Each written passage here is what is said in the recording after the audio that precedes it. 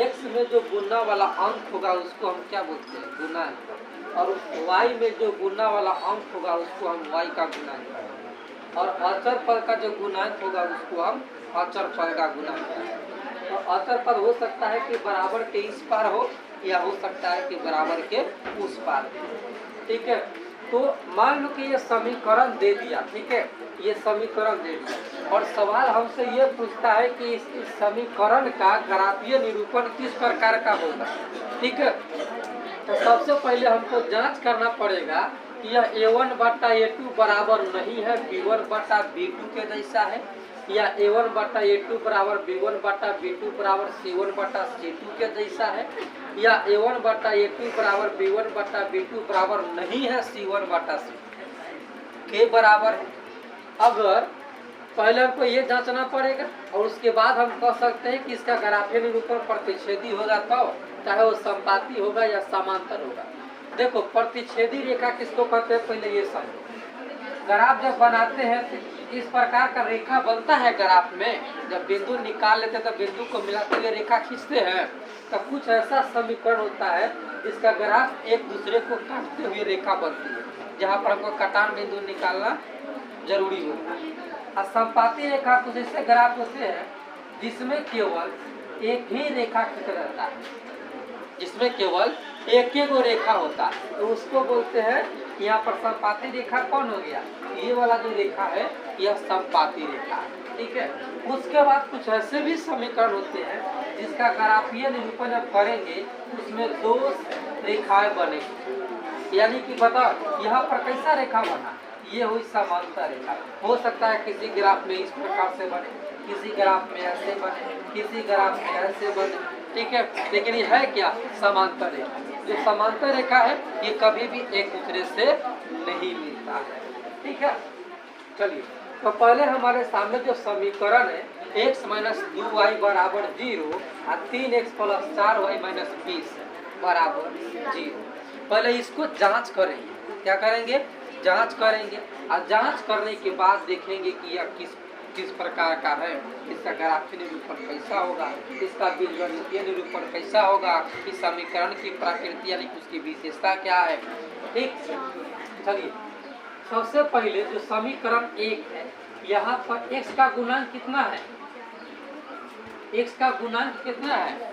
कुछ भी नहीं है। कुछ भी नहीं है तो क्या होगा? 1 होगा। अच्छा, y का गुणांक कौन है? y का गुणांक कौन है? -2। कौन है y का गुणांक?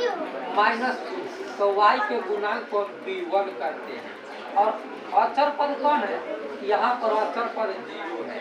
कौन है अचर पद? 0। तो इसको कहते हैं c1। इसको क्या बोलते हैं? c1। उसके बाद समीकरण 2 में आया। समीकरण 2 में x का गुणांक कौन है? 3। तो ये a2 बराबर 3 हो गया। उसके बाद b का गुणांक कौन है? 4। तो ये 4 क्या हो गया? y का गुणांक हो गया। उसके अचर पद कौन है यहाँ पर? 20। कौन है? 20। और वो 20 माइनस में है। 20 किस चीज में है? माइनस में। बात हो गई। a1 a2 b1 b2 c1 c2 निकाल लिए। अब इसको हम सिंपल सा बैठाएंगे। ठीक है, a1 बटा a2 यानी कि 1 बटा 3 ये ना है। a1 बटा a2 बराबर b1 माइनस 2 है और b2 4 है। b2 कितना है? 4। सबसे पहली बात, यह पर ही दोनों एक जैसा नहीं है। यहाँ पर 1 बटा 3 है, लेकिन इसको काटवो करेंगे तो आएगा -1 बटा 2। क्या दोनों बराबर आया? ई वाला और ई वाला क्या बराबर है? दोनों बराबर है? नहीं है, बराबर नहीं है। अब ये किसका मान बैठा थे? a1 बटा a2 बराबर b1 बटा b2। ये दोनों मान बराबर नहीं है, मतलब a1 बटा a2 बराबर नहीं है b1 बटा b2। हम जांच लिए। और जब a1 बटा a2 बराबर नहीं होगा b1 बटा b2, तो मतलब समझ गए कि इसका ग्राफीय निरूपण कैसा होगा? प्रतिच्छेद करती हुई रेखा बनेगी। इसका बीजगणितीय निरूपण कैसा होगा?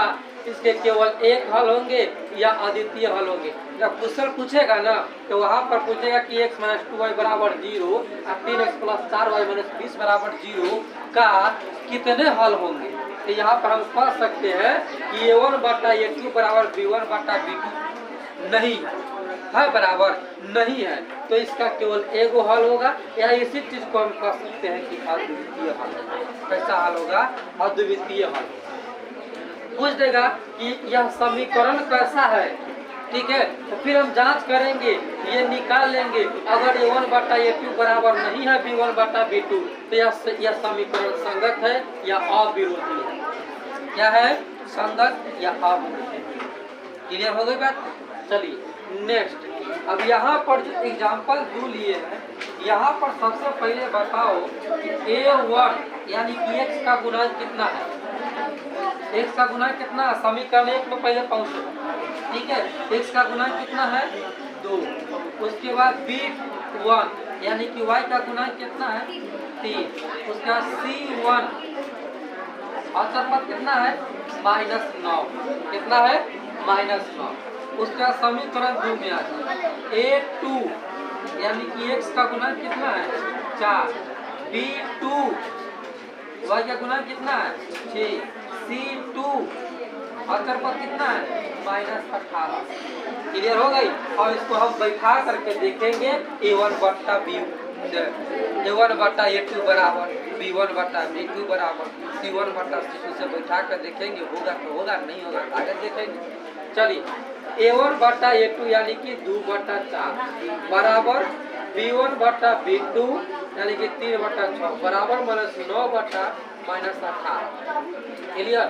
माइनस माइनस प्लस, 9 एकम 9 दूनी 18, 3 एकम 3 दूना 6, 2 एकम 2 दूना 4। हम यहाँ पर देख रहे हैं कि सब में 1/2 क्या है। यहाँ पर देखो तब 1/2 बराबर 1/2 बराबर 1/2 यानी कि सब में 1/2 है। ये तीनों बराबर है, तीनों क्या है? बराबर है। मतलब ये जो है यह A1 बट्टा A2 बराबर B1 बट्टा B2 बराबर C1 बट्टा C2 के जैसा है। कैसा है? A1 बट्टा A2 यानी कि इसमें तीनों बराबर है। जब A1 बट्टा A2 बराबर B1 बट्टा B2 बराबर C1 बट्टा C2 जैसा हो जाए तो हम समझेंगे कि उसका ग्राफीय निरूपण कैसा होगा। उसमें समपाती रेखा बनेगा। कैसा रेखा बनेगा? समपाती रेखा। दूसरी बात, उसके कितने हल होंगे? तो अनेक हल होंगे। कितने हल होंगे? अनेक हल होंगे। उसका बहुत सारा हल निकल सकता है, ठीक है। और पूछा कि ये समीकरण कैसा समीकरण है? संगत या विरोधी। क्या है? संगत या विरोधी समीकरण, ठीक है। ये समीकरण दे देगा, ठीक है। ऑब्जेक्टिव में समीकरण दे देगा। अब पूछेगा कि यह इस समीकरण का ग्राफीय निरूपण किस प्रकार का हो सकता है। ऑप्शन में दे देगा प्रतिच्छेद करती हुई रेखा, समपाती रेखा, समांतर रेखा, इनमें सॉरी। हम क्या टिक लगाएंगे? यहाँ पर हम इसको जांच करेंगे कि इसमें A1 बटा A2 बराबर B1 बटा B2 बराबर C1 बटा C2 है या नहीं है। अगर A1 बटा A2 यानी कि तीनों बराबर है तो फिर वैसी स्थिति में यहाँ पर कैसा रेखा बनेगा? समपाती रेखा बनेगा। उसका बीजगणितीय हल कितने होंगे? अनेक हल होंगे। वह समीकरण कैसा होगा? यहाँ पर जो एग्जाम्पल 3 है, फिर हमारा काम क्या है? A1 निकाल लेना। A1 कितना है? यानी कि x का गुणांक कितना है कि नहीं? x का गुणांक कितना है? 1 है। उसके बाद B1 यानी कि y का गुणांक कितना है? 2। अचर पद कितना है? -4। कितना है? -4। उसके बाद A2 समीकरण 2 में आ जाओ। यहाँ पर x का गुणांक कितना है? 2। B2 कितना होगा? y का गुणांक 4 और C2 दूसरा अचर पद कितना है? -12। क्लियर? इसके चिन्ह को नहीं छोड़ेंगे अन्यथा गड़बड़ा देंगे, ठीक है। चिन्ह को नहीं छोड़ेंगे। इस प्लस में था तो इसके पीछे तो मतलब प्लस का चिन्ह नहीं लगा है, ये तो ऐसा ही दिख रहा है कि नहीं प्लस का। चलिए अब इसको हम बैठाएंगे। A1 बटा A2 बराबर B1 बटा B2 बराबर C1 बटा C2 माइनस माइनस प्लस। 4 एकम 4 तिहाई 12, 2 एकम 2 दूना 4। इधर कटेगा नहीं तो यहाँ पर हम देख रहे हैं कि 1/2 अब बराबर 1/2 बराबर नहीं आ रहा है। 1/2 आ रहा है और 2 को बराबर हुआ, आई बराबर नहीं है, ठीक है। हम इसको कह सकते हैं कि A1 बटा A2 बराबर B1 बटा B2 है, बराबर नहीं है C1 बटा C2।